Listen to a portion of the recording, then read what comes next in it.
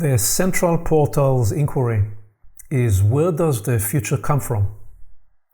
We sense that new possibilities, new forms and capabilities, new insights and configurations are co-arising in small and large ways with many, with teachers, coaches, healers, artists, and pioneers of many domains, and importantly, with communities and networks where the inquiry and the pursuit of purpose and the liberation of the human capacity to evolve lead the way. Some of the most conductive spaces for emergence are such gatherings, where the propelling impulse is not our titles or personal achievements, but the permission we give ourselves to listen inside out, to be led by the love of discovery and by the heart of the human cause, where individual and collective maturations, along with the evolutionary process, inspire us. These crucibles of emergence can reveal challenging frontiers as we seek to go beyond what we know, to open new neural pathways, to co-create and construct our perceptions and consciousness as partners of evolution itself, where we play the game of life together to shape new landscapes of possibility. Today, we have a rare opportunity to debrief just such an occasion and experiment.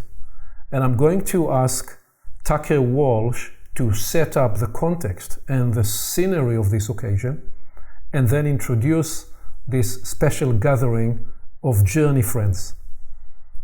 Tucker is an Emmy award-winning documentary director. He has been on a quest to decipher the source code of intentional communities and the miracle of connectedness as he works on building a living lighthouse of emerging ways of being and doing. So Tucker, please describe the scenery that brings us together today. Sure. Thank you, Aviv. And yeah, I'm grateful to be here. And first and foremost, I just want to say I'm not the leader of this tribe by any means. So at any point, please, anyone can pop in, and especially Jill and Fionn, who were my co-organizers in bringing this constellation of souls together for 2.5 days to have what I felt was a very, very powerful experience for me. I'll just briefly say on a personal note, I was just reflecting a few minutes ago about, like, why did I actually feel so drawn to help put this gathering together? It's called the Constructing Consciousness Gathering. And I noticed just the people that are on this Zoom call right now. And for me, it was like over the past couple of years, I've entered into this landscape and I met all these individuals that I felt really drawn and connected to. And I think the deepest desire that feels alive right now is just bringing different people from different parts of my life together in one physical shared space and having an intention or a purpose to fall in love together. And that I really want to credit Tom Murray for that, who was he's probably the fourth co-organizer, the unofficial co-organizer, that was really played such a huge role in helping this project come to life. So thank you, Tom Murray. And yeah, just this idea of how can we all be in shared space together and just open our hearts individually, collectively, and just kind of melt into this soup of love that we can deliciously dine on together in the presence of one another. And what's amazing is that in my experience, that's pretty much what happened. And so I feel really grateful and sort of blown away by how the dream really unfolded into reality in a way that quite closely mirrored one another, like my deepest intentions and longings for this gathering. were very much what I experienced in the actual living of it. So yeah, I'm excited to dive into that. Just to give a brief overview, it was 2.5 days in Sedona, Arizona. It was November 6th through 9th. And it came right after an integral conference. It was called WTF, What's the Future Integral Conference. Our gathering didn't have anything officially to do with the conference, but there were many people, probably about half the people that came to our gathering were also at the integral conference. And so we had it in Sedona to strategically kind of utilize the fact that a lot of people are already going to be in the same place at the same time. And there were 44 people that attended. We had a strict capacity limit at our venue. So it was, a small and intimate group. And yeah, I would say maybe about half or 3/4 of the people knew each other or had maybe been in similar types of gatherings before. And then there were some people that were completely new to the community and were coming in with like really fresh perspectives and not really knowing what they were stepping into. And so bravo to those brave souls for coming to the gathering. And I sense very quickly I was told by many people that they felt at home, that they felt a sense of a family bond, a sense of just feeling safe, really. And when that base level of sort of safety and trust and communion is there, it's, beautiful things can unfold from that, as we discovered. I would like to just invite in Jill or Fionn and see if there's anything from a big picture perspective of what it is that we actually did. Maybe Fionn, you can touch on the open space aspect of it. Thanks, Tucker. I feel like that was a beautiful overview. With the open space in particular, we wanted to have a structure that was relatively empty so that it could be filled in by the beauty and the wisdom of the participants who were there.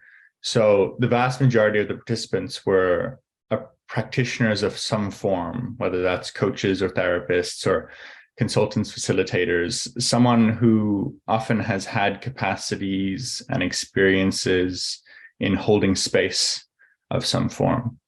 And so rather than us filling it in with programmatic elements, we wanted to open up the space and just create locations and times so that the wisdom of the collective could come in and hold space for each other. And that very much happened, and it happened in such a beautiful way, which I'm looking forward to exploring on our call here today. The one other piece that I would say about the people who were joining, and it was a very curated group. Like Tucker said, a lot of us knew each other already. But one of the things that we wanted to kind of prioritize for was people who'd maybe done a lot of their own inner work. So they'd really gone in and they'd, looked at themselves, reflected on their own journeys, and found ways to move through their own experience in a very conscious way. And one of the reasons that that's helpful in this kind of a context is when you move into a space with people who have done a lot of their inner work, it's a cleaner space, right? People are less likely to be projecting on each other or to be creating environments where other people feel uncomfortable. And so because of that, there tends to be kind of like this underlying resonance or coherence in the space that people can step into and automatically feel safe and like they're at home with family. So we very much prioritize for that. And I feel that that piece of it really did manifest beautifully. Jill? Well, you both, I think you both talked to, exactly where my heart is. And so I don't have much to add except for, I think the beauty, one thing I think was really beautiful was, as, a co-facilitator of this, when we showed up, people asked, well, it looks like you put so much work into it. And I mean, Tucker put a lot of work into it. Fionn, you did as well. But as the three of us, it was balancing that polarity of planning and what also open space of giving space for what can emerge. And I think we worked beautifully together beforehand, and it was really in flow, but really we didn't do a lot of planning as far as stepping, exactly what was going to be planned when we stepped into the space together. And that was from the very beginning, how we were going to open the space, how we were going to close the space. And I think that's what I've been really sitting with after, is how much we were in flow, the three of us, and then together as a group. And when we stepped into the space, it really just emerged. How we opened the space, how we opened each day, how we closed each day. We had very small meetings together that we were, like Fionn said, we were just in coherence. And that was really felt and really experienced as facilitators and as the group as a whole. Yeah, I remember the first thing I said after we dropped in on the opening ceremony being basically, we had 44 people in one big living room, and we all, I think, sat in silence for 10 minutes at the recommendation of Tom Murray. And then the first words that came out were, the plan is to have no plan, or something like that. And I don't know, that those words just came out, and then I was like, wait, it's not even true. And then Fiona was like, well, we kind of have a plan. We're doing an open source thing, maybe, but also if we don't want to do that, I guess we could not do that. And so, but one thing I'd just say is that that's not necessarily like a recommendation to have no plan or to not have structure. I think that's it was a very risky, in a sense, a very risky approach. And like Fiona was saying, having a very curated group of 44 people, many of whom are practitioners, facilitators, there was a deep sense of trust and safety, faith, really, that the right people would emerge at the right moments. And if there was a lag or something that was feeling off, that there would be enough wise, talented, brave, beautiful souls that could step in and really create, bring us back into collective harmony. And Jeff, I want to thank you for reminding me time after time again, like, don't worry, Tucker, like it'll be okay, yeah, just having that level of trust in the people that were in the room was really a precious gift that I don't know if I've ever experienced in any type of transformational container like this. I think that also speaks to what we talked about in our opening ceremony on that first day, was radical self-responsibility. And I've had different discussions with different other collectives I'm in that where we're balancing that polarity of keeping things open, being flexible, but also having a group that is committed and loyal and showing up. And some of these collectives, other collectives I'm in, they don't quite take off, or the commitment to show up each week in the group is not quite there to keep the group sustainable and moving and going. And one thing I found in this space was the level of radical self-responsibility in the way that you mentioned, Tucker. It was like, if there was a lag, people would show up. That was in, curating the physical concrete space, the subtle space that was there. Really, really beautiful to watch. I'm curious for Holly, Nikki, Jeff, and Alexander, as someone that had, it cost it cost about $500 for just the gathering, including the food, which was absolutely phenomenal. By the way, pro tip right here, this is probably the most important information of the entire Zoom call. If you have a fantastic caterer like Jill found, everything else will be fine. The food was incredible. But yeah, as someone that was just stepping into that container and to have there be so little seemingly structure, what was that like for you as, I guess, participants or co-creators of this emergent experience? I'm happy to just step in. I was going to respond to what Jill just said. I think one of the things I was most anticipating and excited about was this space, this container of evolved, the word has so much hubris attached to it, but of people who've done the work. We all showed up with great humility, and desire to be our most potentiated selves in order to share an emergent space with each other, which meant that we were ready to step in. I think radical self-responsibility is a beautiful phrase of synthesis for those, for those of us who've done decades of work. Knowing that we have options for responding to life as it emerges in different ways than many do. And the willingness and commitment to be in each and every moment from that place. And I'll say that for me, that was the greatest gift of this gathering, is what happens. What is it like? What's the nourishment that comes from being with people who really can hold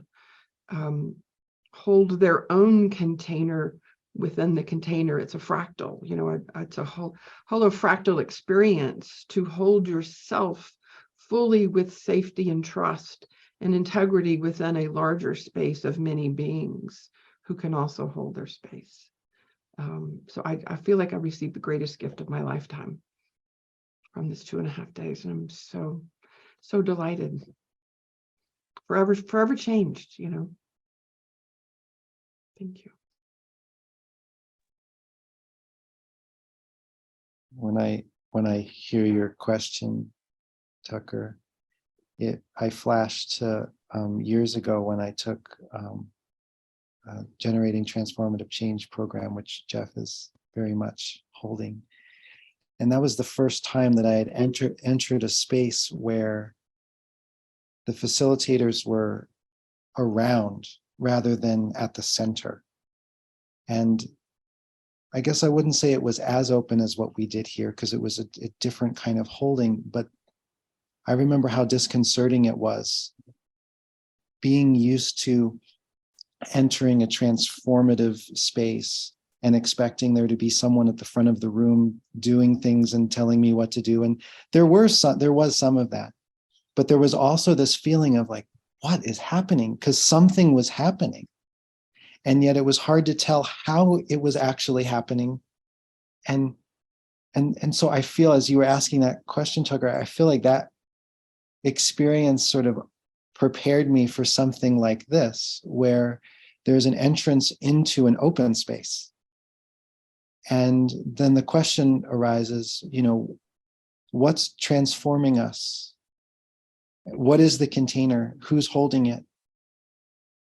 And it brings me to this sort of inquiry around this quality of love that isn't so much transmitting from someone or my love for you, although there was plenty of that in this gathering, but rather this sensation of being held by some sort of a current that we're all soaked in, that perhaps is always there, but somehow amplified or intensified by conscious humans intending to arrive together.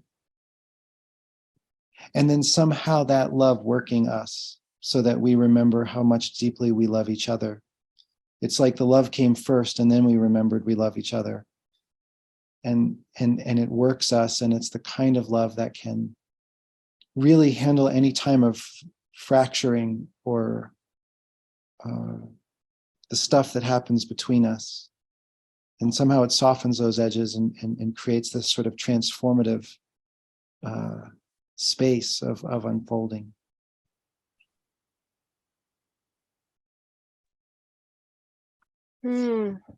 I'll follow there.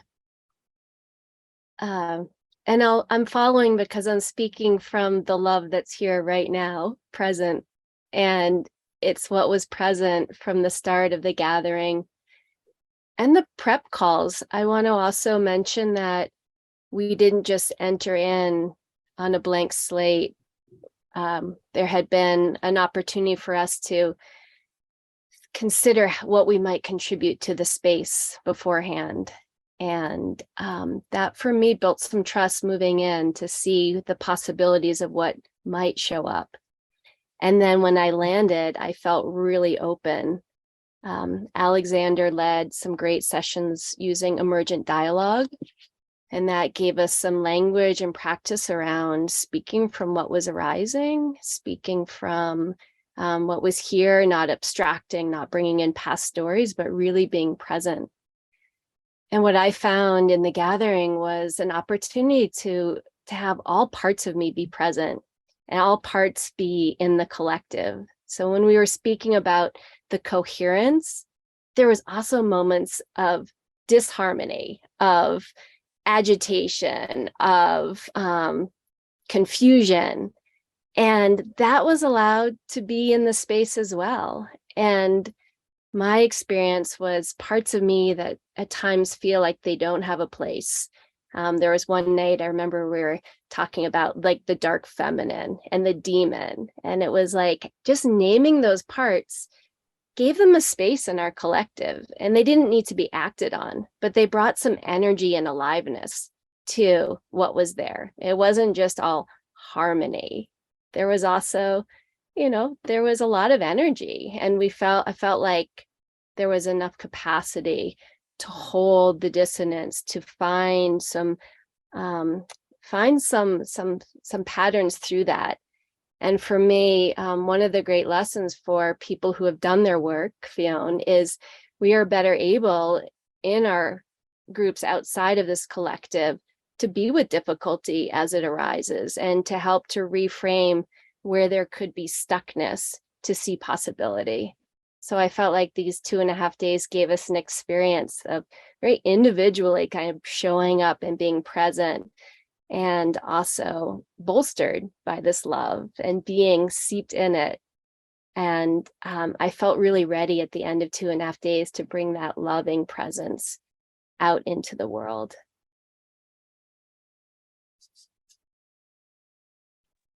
I want to respond just quickly to what you just said, Nikki, and I so appreciate that.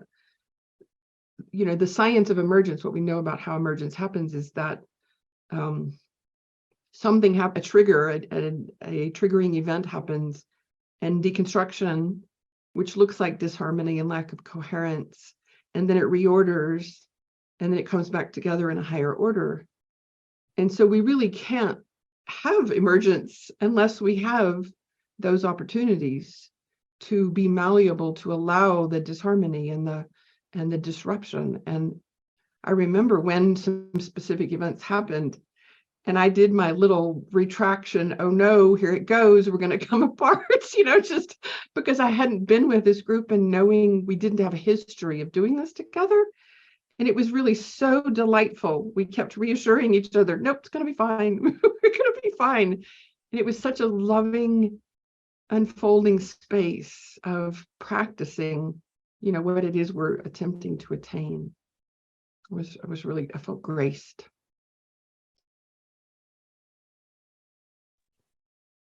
I think that speaks to one of the most transformative moments I had was, I think it was a night sitting by the fire at dinner, and there was some disharmony, and I felt myself kind of being infused and taken by the disharmony.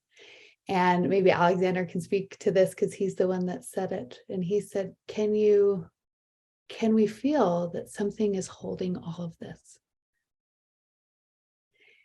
And it was just like in that moment, it was life-changing.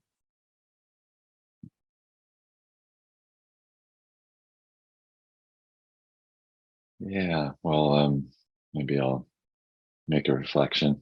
Thank you. It's beautiful just to hear and to come back to the experience of the event and just hear all of you presencing it. One of the things that I'm just listening.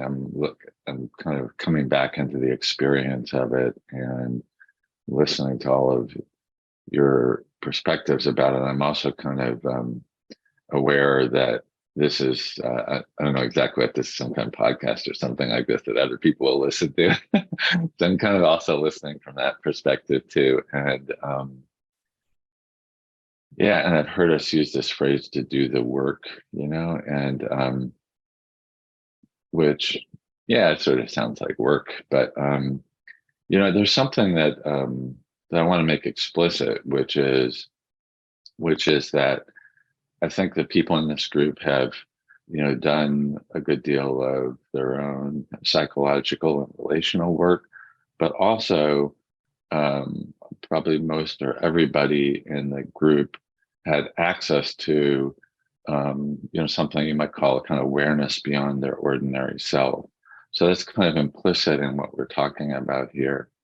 That there's a degree of, if you want to call it awakening or consciousness or awareness of awareness or the transpersonal experience in the space. So I think part of, I'm saying that because I think we're not naming that, but I think that's a part of just everybody's experience. And also I want to name it because I think so much of what we're already saying is the bounty of the event arises out of that. The natural orientation towards emergence, the natural orientation towards flow, and a sense of things occurring beyond our making and being held by something larger.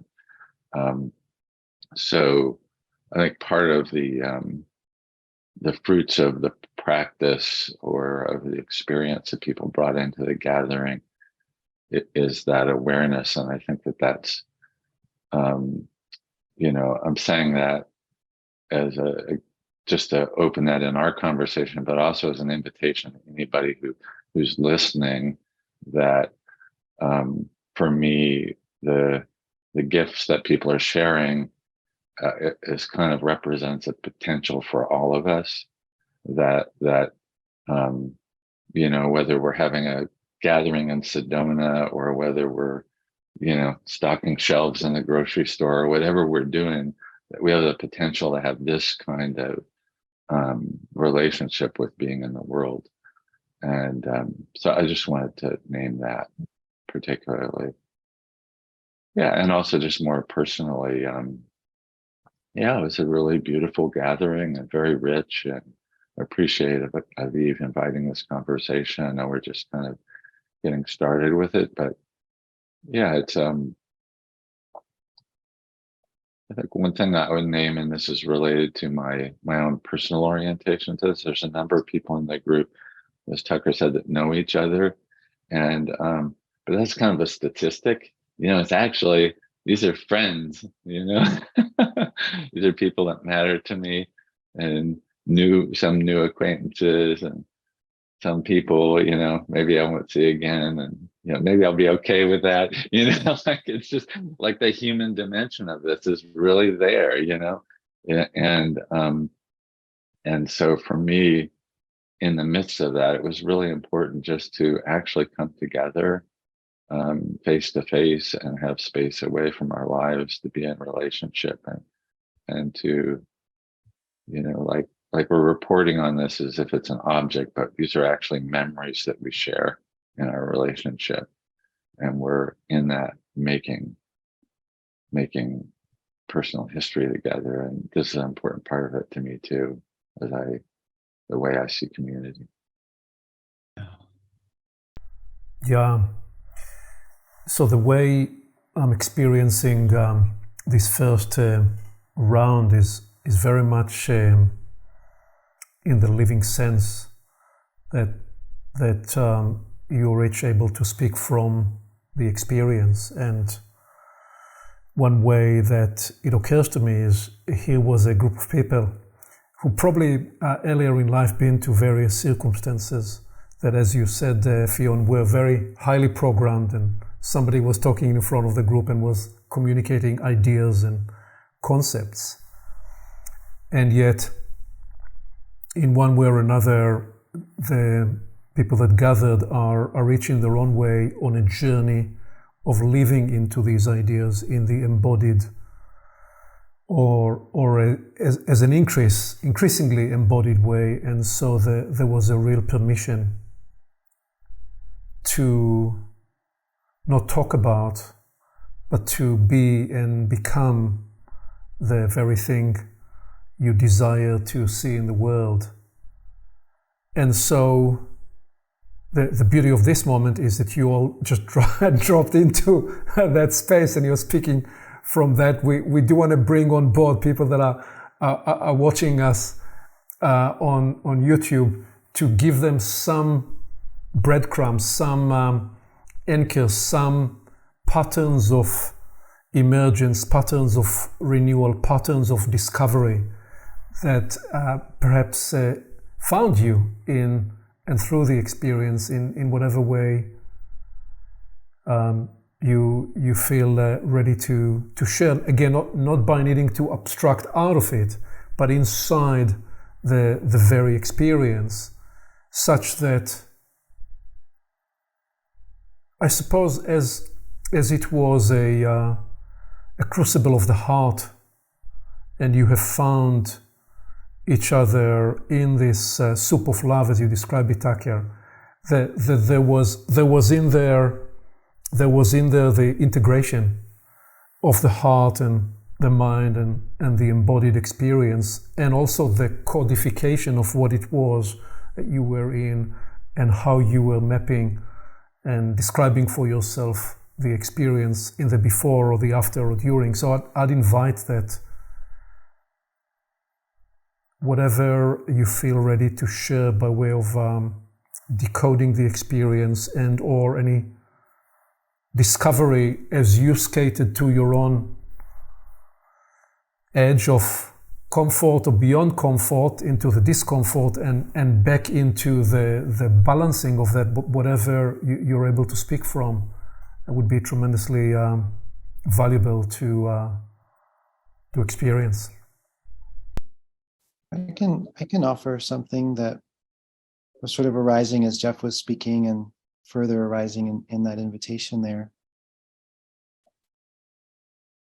It has something to do with how I think it's so common in our modern world to exist in relationship to our environment as if we're separate from it.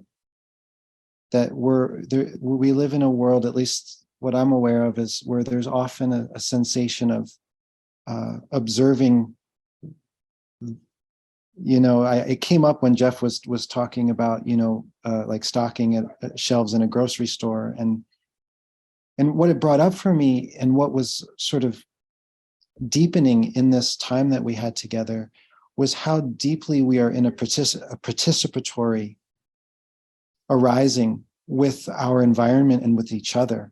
And so for those that are listening, we're talking about like love soup, and we're talking about this thing that's holding us, and it maybe sounds really abstract, but another way to just look at it, what I hear that like structurally is being spoken is that there's a relationship to how we're in relationship to space, to our environment. There's a tree next to us that is alive. There's a ground beneath our feet that is teeming with atoms. There are other human hearts that are in sorrow, that are evoking dimensions of ourselves. And there's a way in which we can orient to our experience as if we are in participation with all of it, even the inanimacy. And that creates a kind of aliveness in shared experience, whether we're talking about love soup or just a mutual sense of kinship, however our language is unfolding, stocking in a grocery store, it's like there's a living, well, not living, there's an inanimate object that we are in relationship with. And that this can seem like totally mundane, but it can also seem completely profound because we're somehow, in fact, alive and in a sensory experience with an environment that is entangled. This is a word that came up a lot, entangled with us, enmeshed in all sorts of beautiful and horrific ways.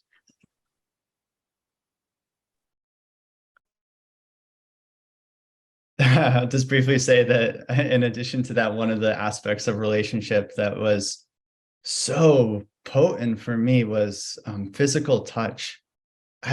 This wasn't a tantra thing or anything, but I don't think I've ever experienced physical touch at the potency of this past 2.5 days. I was kissing grown men's cheeks, and someone would put their hand on my shoulder, and it felt like the whole, like a sun, like whole galaxy was just radiating in my body. And there were times where I would fall asleep cuddling with Jill and Fionn one day. I hope I'm not breaking consent in that.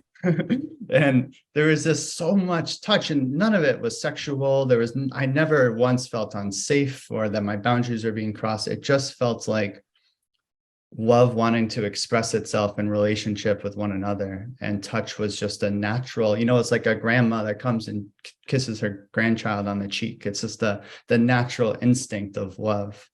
And so, yeah, there were a few, individual workshops or open space containers where physical touch was invited in. But what I'm talking about, it just happened naturally as a result of the soup or whatever it is. And it felt healing for me on a level that I can't quite describe in words. It's a more somatic and energetic experience that I still feel right now. That for me was the most powerful aspect of this whole gathering.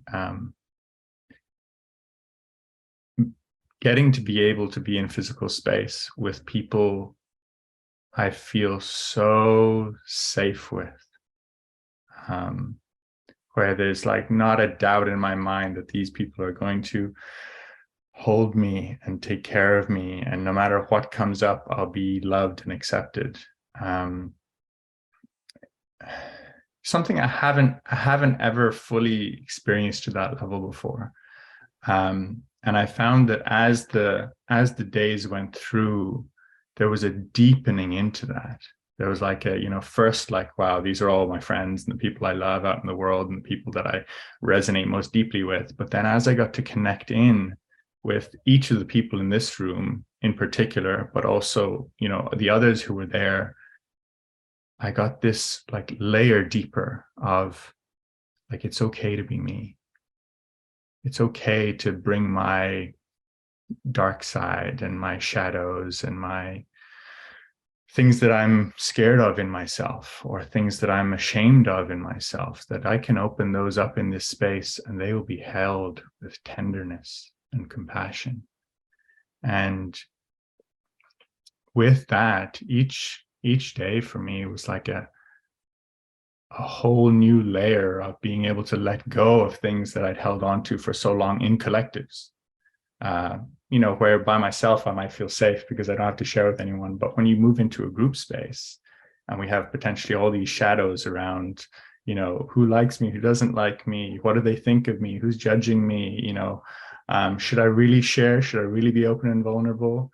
And as those kind of fall away, there's this pristine, beautiful, clean space of, oh, wow, maybe I can touch into parts of myself that I'm afraid to even touch into when I'm alone, that these people will hold me and care for me. And that's what happened for me in particular on the last night. I was held by this greater collective. And in particular, I was most held by Tucker and Jill. And that touch that Tucker talked about was so profoundly healing, that I could be held and touched in a way that allowed me to lean into it and to really just be in the experience, like I was a little baby, just being held. And it ended up being the most healing experience of my entire life. And that's largely thanks to Tucker and Jill for holding the container with me, but also each individual interaction allowed me to feel safer in this greater collective. And for that, I'm eternally grateful. So nice to hear, Fionn, that you were held that way. It really makes me happy. I'm just thinking about just, the COVID isolation that you've experienced in recent time, and just to have that physical contact and to let go.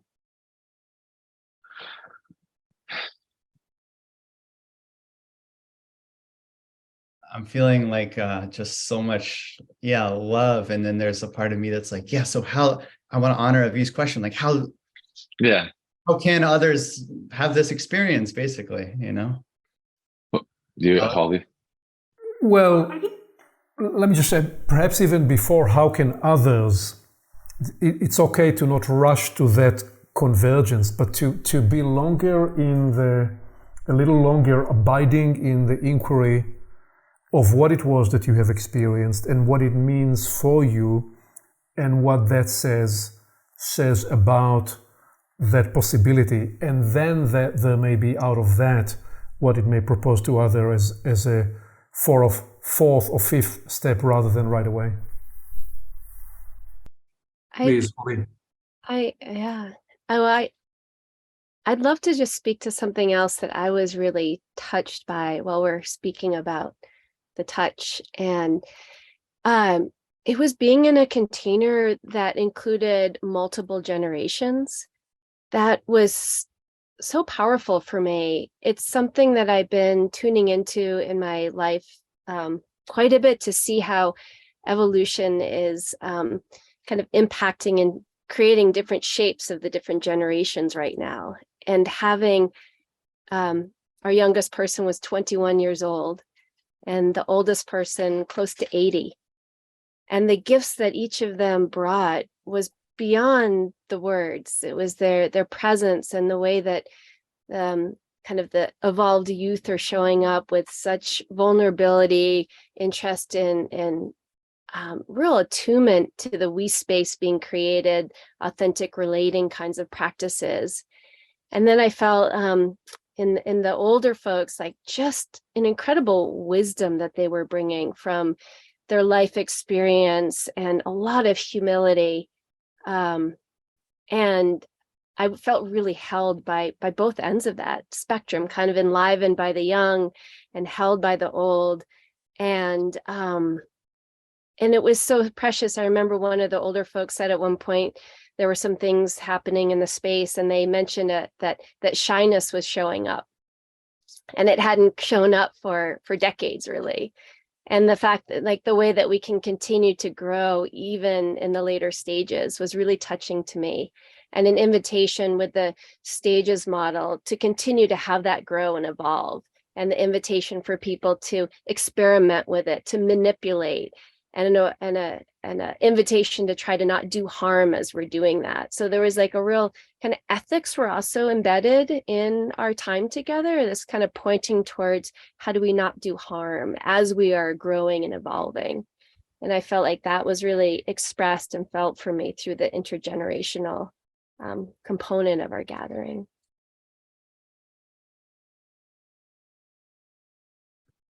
I think I wanted to share something that feels like an indicator to me of why this worked the way it did.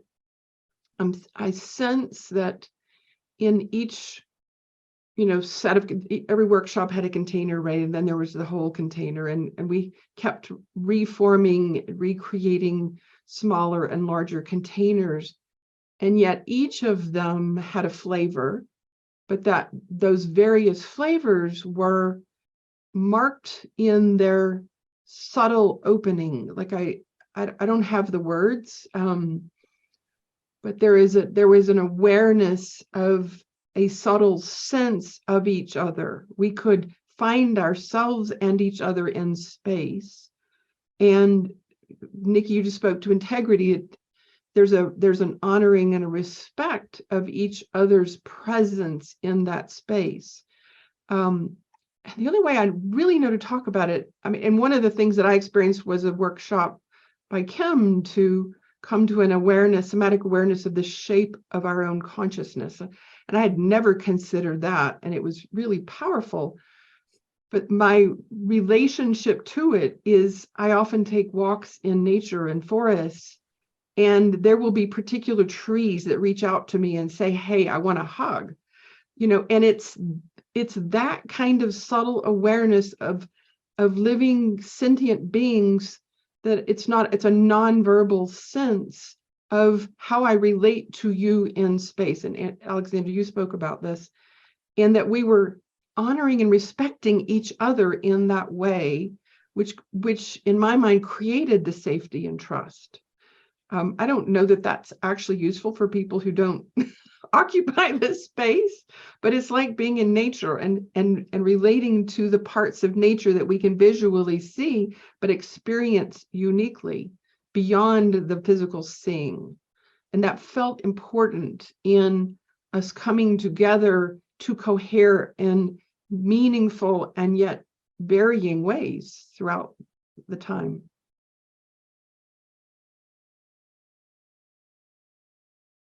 One of the questions that was asked periodically is a question of, how would I know if I don't belong? And I love that, because so much of our world now can feel fractured. People in, out, what groups are we a part of? And just that question invited us to see the ways that either our identity as self felt like we didn't, assumptions we don't belong, or maybe there's a part of our, Holly, you spoke about shape of consciousness, like one part of our perspective that we bring into a space that might not quite belong and create some disharmony. But it's not us, it's like a perspective it can kind of go in. So how do we know when we don't belong? This is a fun question to ask that permeated through the couple of days for me.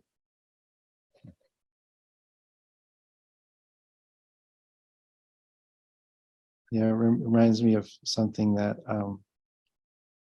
I think actually Jeff taught me, maybe through an article that he had shared with us years ago, that basically was talking about how, you know, one of the roles we play in a group is the outsider. And I remember, as someone who had often identified as an outsider, how that just, man, it just messed me up. Like it just broke everything. Like all the structures that I had held, like I'm the weirdo, I'm the strange one. Anytime I was in a group space, I would always find myself on the outskirts of the group without meaning to. It's just like if we would all be Scientific fact. Yeah, if we were all dancing somewhere, I would end up always being on the outside of everybody dancing every single time. And it just broke something in me.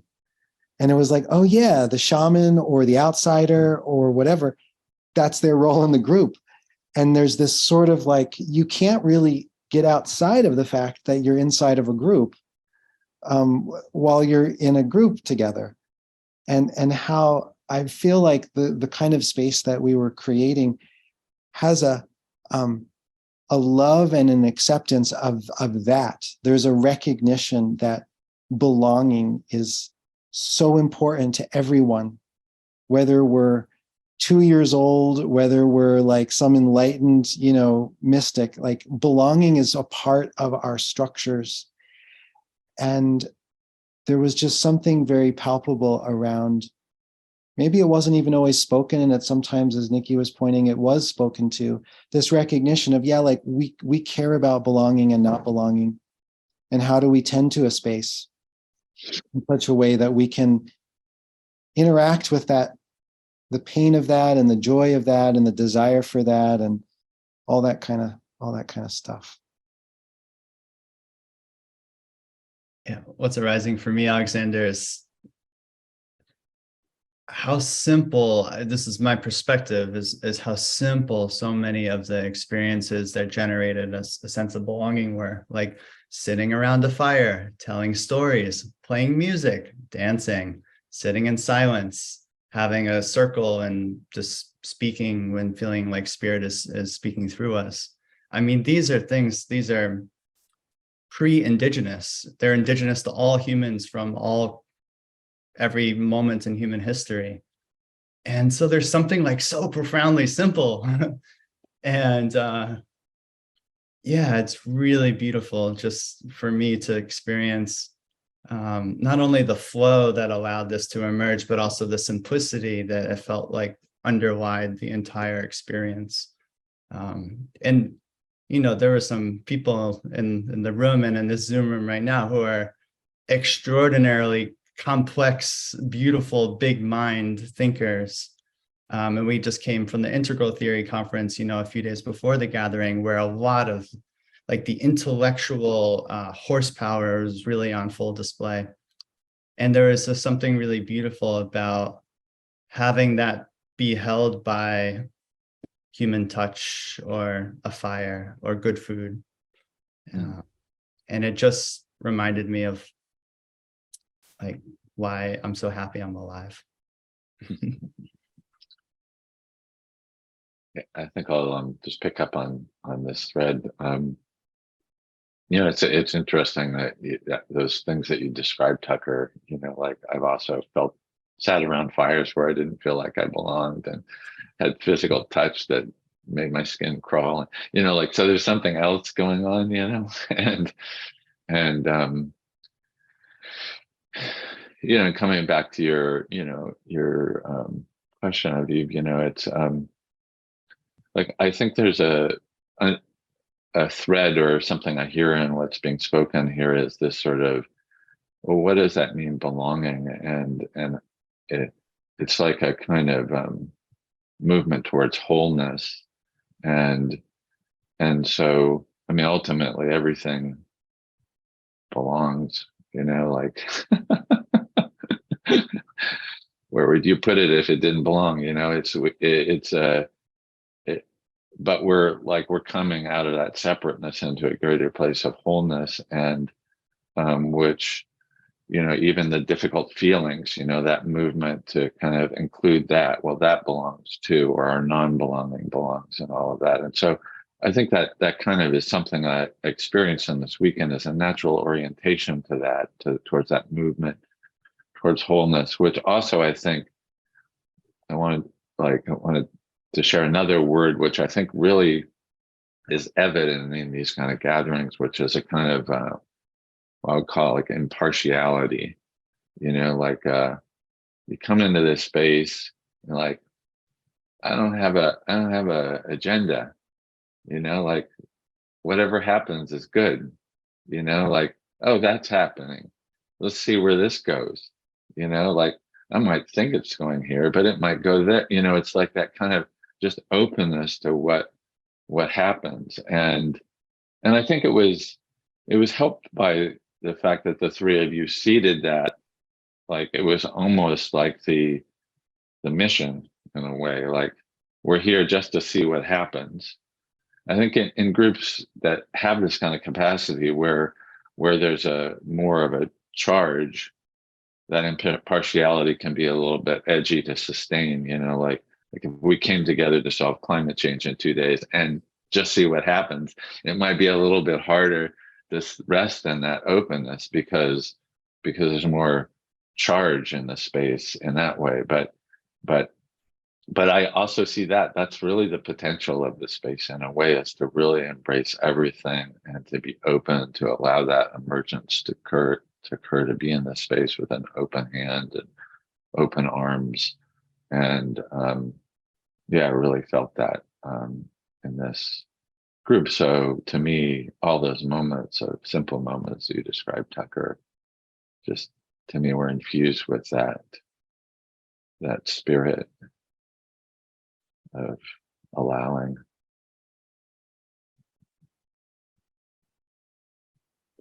I love that, Jeff. I think that when I went into this, I thought I felt so open. Like I hadn't been to a gathering of this nature before. So I really didn't know what to expect or what would emerge. So I went in just thinking, I'm so open. I have no idea. And I'm so willing to allow this to go anyway. And it still surprised me. And it still wasn't something I expected. And I think it was my own awareness of actually how guarded I've been, or how guarded I was. And that I really started noticing that at the Integral Conference, as I started meeting all these people I've worked with for years, and all these interactions I've had on Zoom like this, and being in person with people. and meeting, Holly and Nikki for the first time, and building a relationship with them. And just one by one, I started noticing how guarded I was, and then the individual trust I was experiencing. And it's kind of what Fionn pointed to. It's just little by little that started to release, that started to open up and open up. To by the time we started the gathering, that first day of the gathering, I was just in a really coherent, trusting space individually with people. But then I noticed as a group, I hadn't quite gotten there as the collective group. And it was in that emergent dialogue about belonging that someone asked me specifically in the group what I was moving through. And something just released. It was like everything I was guarding and holding back in the collective space it just released. And it was felt and experienced in the group, and it was really held in a way I'd never experienced in that depth and on that level. And so then that trust went into the collective group, and that I started to become unguarded and open in the collective group. And then it was that fire when Alexander said, "Can you feel something else is holding us?" And it went into the cosmos, into the universe. So it's like through the experience, it just started expanding and expanding of what is holding me or what is holding us. And I drove home and I went by a monument of a group in my own culture where I felt like I didn't belong. And I stopped and I pulled over and I watched everyone come in and out. And I just saw, experienced the ultimate holding, that everything is like what you pointed to, that everything belongs. And it was a really beautiful experience for me, but I've just kind of noticed the opening and the expansiveness that just happened over, 3 days. But just allowing that trust and that openness to unfold. And it ultimately was not what I expected or even knew was possible.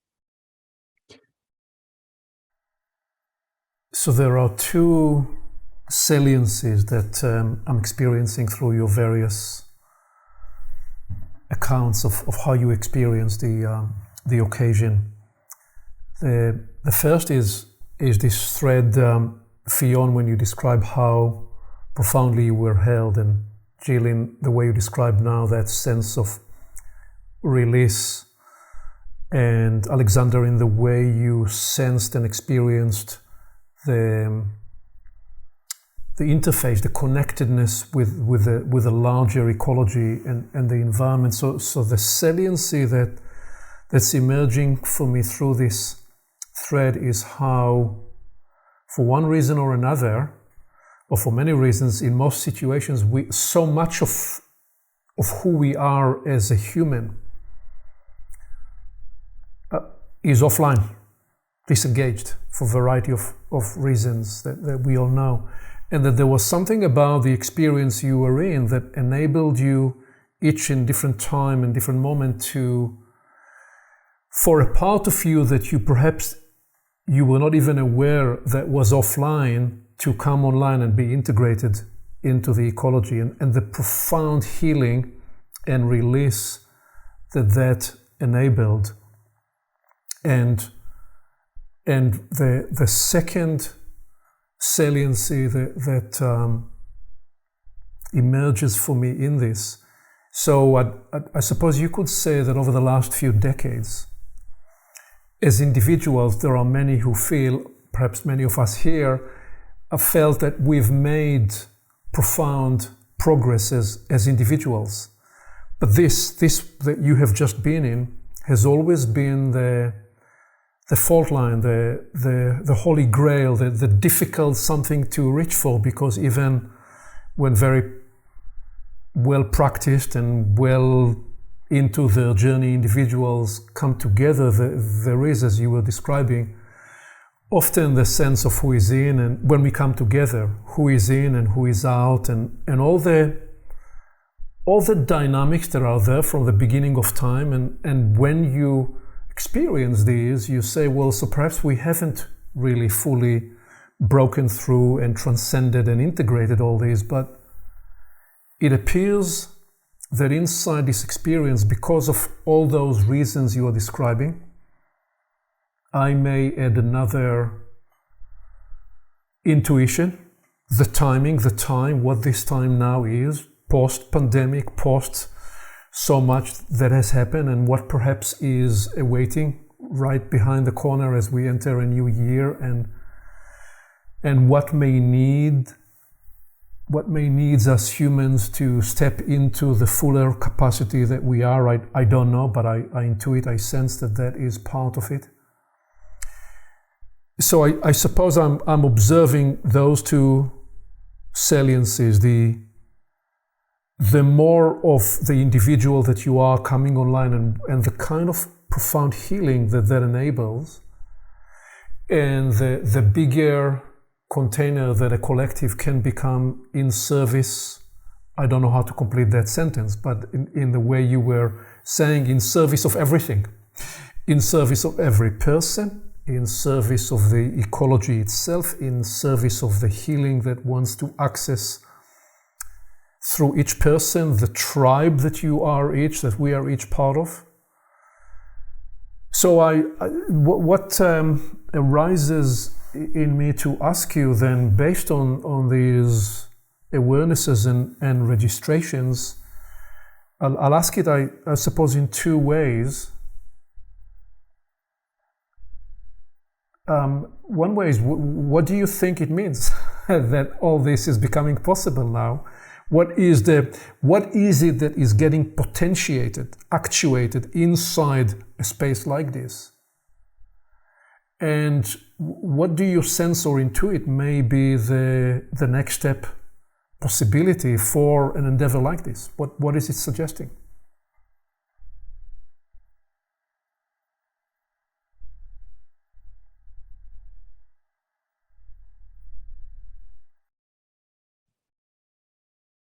Well, I'm happy to start with that.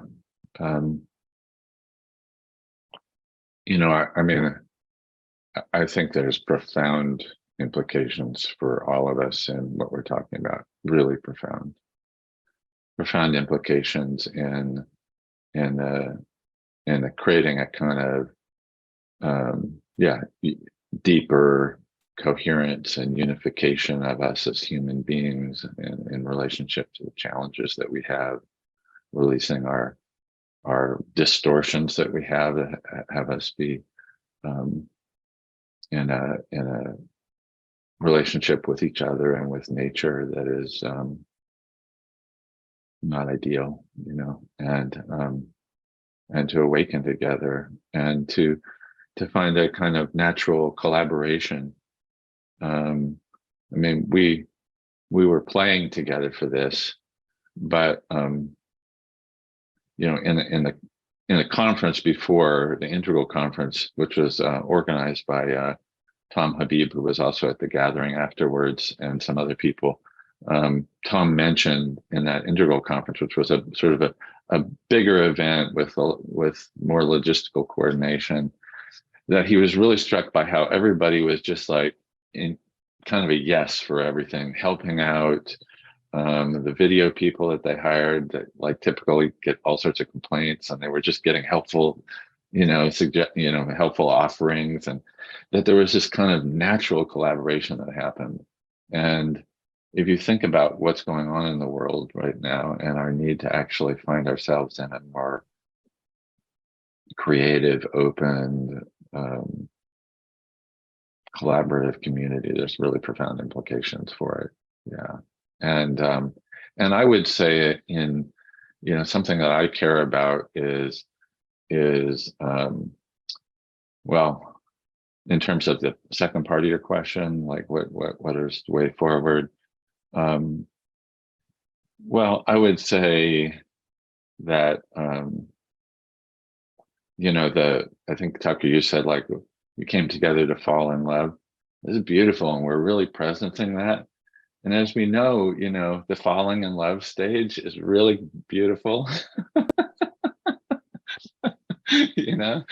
and, in an intimate relationship, last a few months, and then the rich part comes, and to me, like the real work ahead in this is actually, in a sense, if this was an individual experience, a kind of state experience, the real work is actually living that in life, and that comes in real concrete relationships. And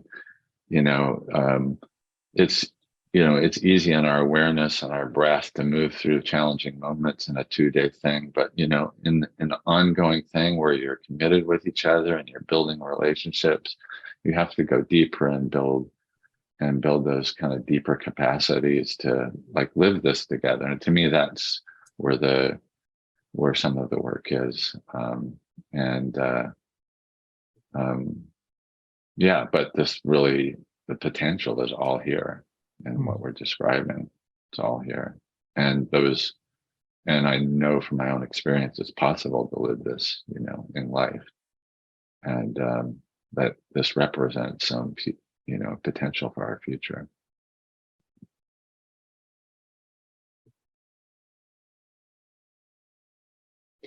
Jeff, I love how you spoke to that about, living this, because if we talk kind of post-gathering, I came home very much in retreat mode, and who loves when someone in your family comes home and off retreat? I had a Zen teacher that would always kind of make fun of people that came home off retreat. And I was very much that way. And I told my husband, I'm just going to be weird for a little bit. It's going to be weird. And just learning how to integrate this back at home. And I have had some of the most deepening, really just deepening, beautiful moments with my husband, with my children. I've had with my clients, I've had the most beautiful sessions with my clients at a level I wasn't able to really reach, I think, before this. And noticing how this is already moving in the world, in my own little world. And so I can only imagine what's happening with each person that was there.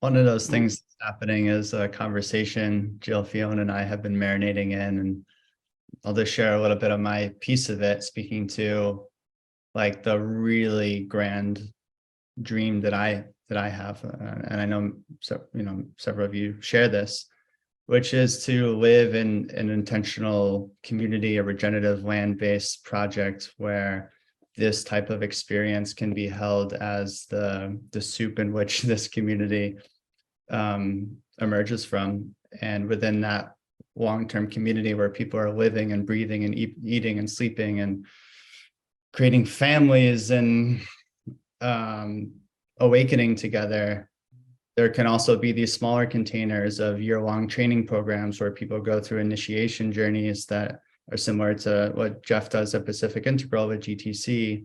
There could be small 2 or 3 day gatherings for people to come and be like, pumped up with love, and then they get sent back out into the world, and those ripples impact their families and their colleagues and their students and the cashier at the grocery store and everyone really. And so I see like different holons of containers and possibilities for people to come and live the work and play the work and have the work play them. And it's already what's happening in the larger world. And I think this is just a reframing of it and bringing it into maybe a smaller form that can be viewed and observed and then shared and celebrated and experienced together. And that's where my heart is. And so this gathering for me, just personally, was like a prototype. It was a prototype of my dream. And I feel like the prototype, the test results said, this was fucking awesome. You're going in the right direction. Keep moving forward. Great job. The universe has your back, something like that. And so that's great. It was a big confidence booster. think what one of the things that comes up for me as I'm listening to all of you is, this question of, well, what is it that heals? Like what is it that creates us and creates an experience in us where we can heal, where the fragmentation somehow recognizes that it was always part of wholeness? And, to me, I don't actually remember, Aviv, your question, but somehow I have in my mind of like, what happened and like, what's next is sort of how it somehow landed in me. And, I feel like with all of these people who have so much training and have done so much work in various ways, there's somehow what I felt in terms of what was happening is that there was an easing, a made easier access to this place of innate goodness that we see, that I see in human beings, that I see in my daughter, that I see, doesn't matter what somebody's developmental level is or how much they've meditated or whatever, how horrible they are to all of the people they're in relationship with, that when we get through some of those protection dimensions of being that are usually the ones that are most hiss-like and lashing out, that there's something good there that's already whole, and that appears to be what heals. And it's certainly what I find when I work with clients, is that's what heals. And I think it was emphasized when Tucker was talking about this, like, oh, you can come to this gathering and you get pumped up with love and then you go out into the world. And to me, it has something to do with that recognition of wholeness that we just have access to with some care. And there's various traditions that teach us how to do that. But that when that wholeness is present and foregrounded, fragmentation is allowed to be part of it. And I feel like in terms of like what's next or where do we go from here? I mean, to me, this is like the real deal stuff. It's like, this is where we can sit down and disagree about politics, like deeply, and not create more fracturization. But there's a kind of wholeness that can somehow have an understanding. And I don't personally think that this is just a quote unquote later stage or evidence of awakening, I think everybody can do it.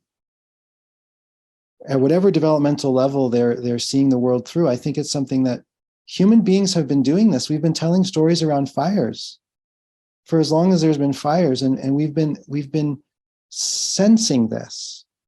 And so I feel like what's next is some invitation towards continuing to enact this in the world and to invite, this exploration of how do we heal? What is heal? Like what really heals? And it's not me as a coach or you as a therapist or you as a leader.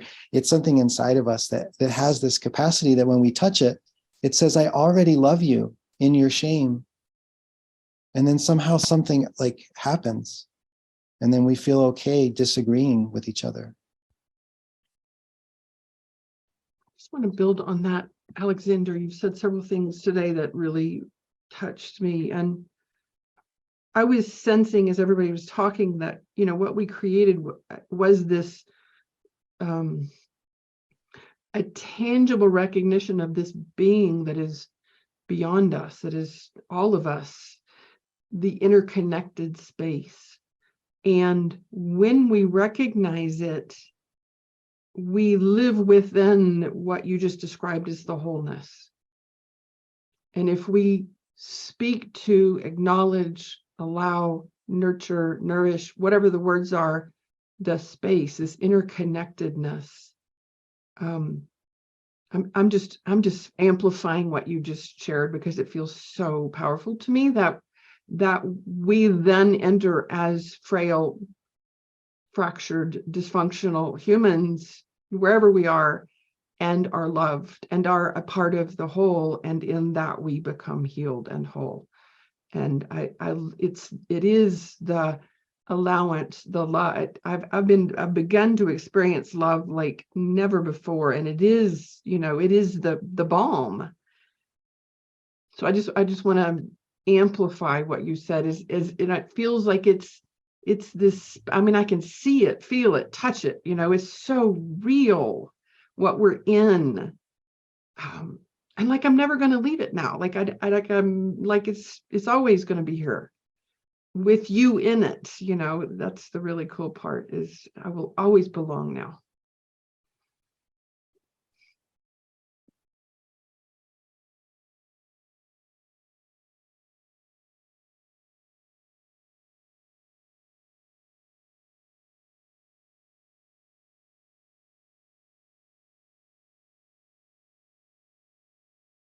As I feel into this time, this moment in history, for us as human beings, maybe this is true of every time for everyone, but it feels like a pivotal moment. And we are on a precipice, and there are a number of different objects out there that we can point to with names like climate change and, in economic collapse and all these kinds of things that seem to be falling around us. It's these spaces where we can connect in and feel loved and feel whole that give me a sense of stability, where it's like, no matter how crazy it is out there, or even how crazy I feel in here, when I have this sense of wholeness that is present in the here and now, it can hold all of it. And that for me feels like a real gift, that if we can bring that with us and spread it out, like Tucker was saying, out into the world, that there's more of this holding for everything that arises. And that means that whatever does come up, whatever happens, however crazy it gets for all of us, that there's a grounding there. There's something to lean on, something to touch into. And having been in this space with these wonderful humans and been able to begin to integrate it back into my life, I was lying down on my bed with my son just yesterday and hugging him in a way I've never hugged him before, because I was held in a way I'd never been held before. And he cried and I cried, and we just loved each other in ways we never have before. And that's the living of it, right? It's like, I don't know what's going to happen next year or tomorrow or later today, but when I have access to this sense of wholeness, I can hold it all. And that feels like a profound gift that we can share with those that are around us. Beautiful. Yes. I wonder if these are the, not closing, but the parting words for this moment in time. What you just offered there as a summation of that sense of wholeness that Alexander and Holly and Fiona and you have all described. There is a knowing that inside that place, all that's been waiting from the beginning of time is finding its home. And universally speaking, that perhaps evolution is allowed to evolve inside that place of wholeness, with us, through us, as conscious, participative agents, such that it listens to us as much as we listen to it and to each other. And the obvious property that I am taking from this generous time, there is generosity here, there is kindness, there is courage that accompanies the generosity that you have offered, and there is inside it all a unique property of paying attention inside this sense of being present to the presence of oneself inside a collective, and paying attention because it's important, paying attention because it matters, paying attention as a consecrating act of being alive. So thank you for this profound gift and generosity that you have offered. And this is not a conversation that's ending. It's just a moment in time. And we each, you all, and whoever has been with us on this recording, get to continue this in your own journey, in whatever circles you are part of. And if you get to join us in any other opportunity with the Portals, growing Portals network, please do. I thank you so very much for opening this space and sharing your experience. Thank you. Thank you so much.